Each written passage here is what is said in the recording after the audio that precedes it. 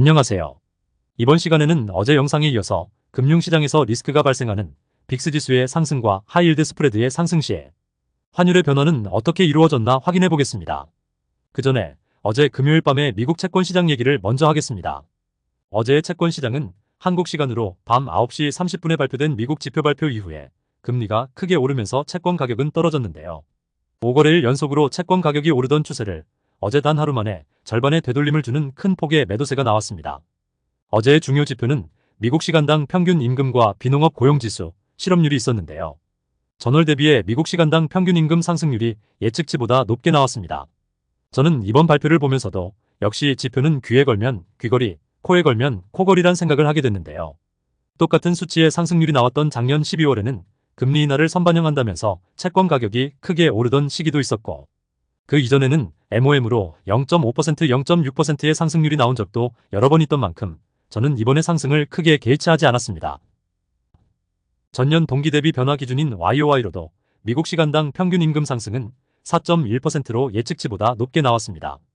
그러나 어제의 하루짜리 발표만 볼 게 아니라 이렇게 큰 흐름으로 보면 분명히 시간당 평균 임금 상승은 낮아지는 추세에 있습니다. 그래서 이 지표 역시 채권 시장이 굉장히 오버해서 반응하고 있다고 느껴졌는데요.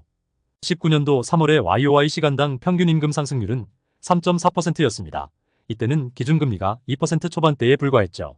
오늘 지표가 조금 올랐다고 이렇게 채권 금리를 올려버리면 그럼 이 지표가 0.몇 %만 조금 낮아져도 채권 금리를 왕창 낮출지 생각하면 말이 안 된다고 생각되니까 오늘의 금리 상승도 저는 좀 어이가 없다고 하겠습니다.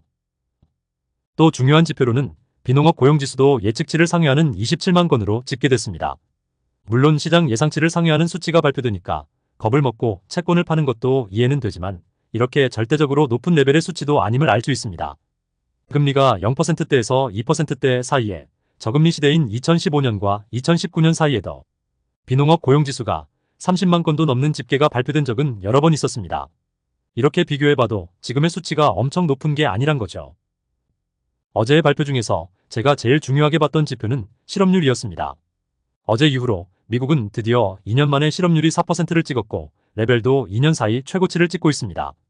이렇게 실업률이 또 높아졌다는 것은 금리를 인하할 만한 요소지만 다른 지표의 호조로 인해 실업률이 묻혔다는 것이 아쉽네요. 그래서 현재 2년물 기준의 미국채 금리는 거의 5%에 육박하는 4.88%를 기록하고 있습니다.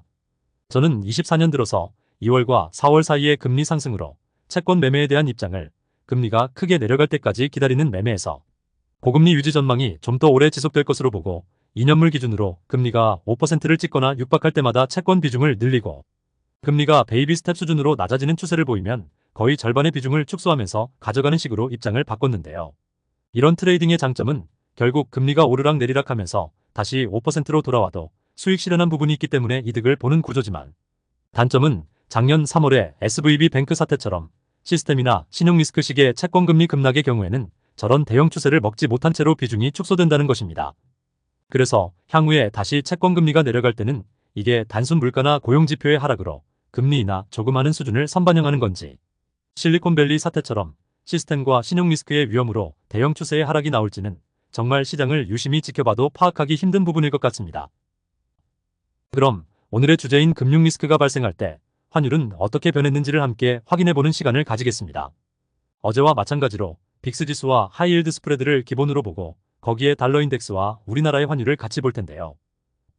이렇게 네 가지 지표를 모두 불러왔는데 달러원 환율의 지수 스케일이 커서 다른 지표는 거의 보이지가 않습니다. 그래서 이 지표들을 눈으로 보기 좋게 보정해 줄 건데요. 보정 과정은 생략하고 바로 넘어가겠습니다. 이렇게 네 가지의 지표 움직임이 모두 눈에 잘 보이도록 지표를 보정했습니다. 사실 오늘의 요지는 간단합니다. 빅스와 하이힐드가 높아지면서 금융시장의 리스크가 부각될 때는 달러지수와 한국의 달러원 환율도 올라간다는 건데요.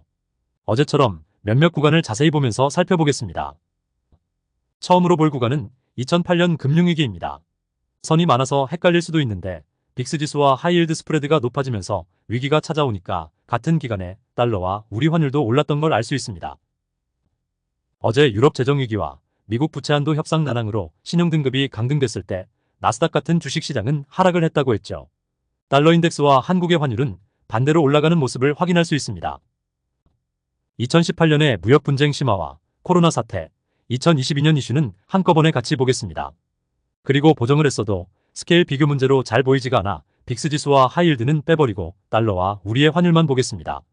그래도 색깔이 칠해진 음영 부분의 구간은 공통적으로 빅스 지수와 하이힐드가 높다는 것을 인지하고 보시기 바랍니다. 이렇게 오늘의 결론은 경제 위기가 오거나 리스크가 부각될 때는 달러에 대한 수요가 높아지면서 달러 인덱스는 강해지고 움직임이 반대로 움직이는 상대 통화들은 그런 상황에서 약세를 면치 못한다는 사실입니다. 그러나 최근에 한국 달러 원 환율은 이상한 움직임을 보이고 있습니다. 맨 오른쪽의 파란 박스 영역처럼 물론 달러 지수도 조금씩 올라가긴 하지만 그거에 비해 우리의 환율이 훨씬 큰 폭으로 절하되고 있는 추세가 생겼죠. 어제 영상을 본다면 지금은 나스닥 같은 미국 주식은 역사상 최고치를 찍으면서 빅스 지수와 하이힐드 스프레드는 역사적으로 매우 낮은 구간임에도 불구하고 한국의 환율이 저렇게 달러 인덱스와 괴리를 보이면서 점점 절하되고 있다는 불길한 지표입니다. 한국은 2009년부터 2013년 사이에 아파트값 침체를 겪은 경험이 있죠. 혹시 이런 원화의 달러 대비 더 큰 폭의 절하가 다시금 그런 경제 상황이 오지 않을까 조심스럽게 예상해보기도 합니다. 물론 이 지표는 달러원 환율을 보기 좋게 보정하는 과정에서 우연히 나온 것이기도 합니다. 그럼 오늘도 좋은 하루 되시길 바랍니다.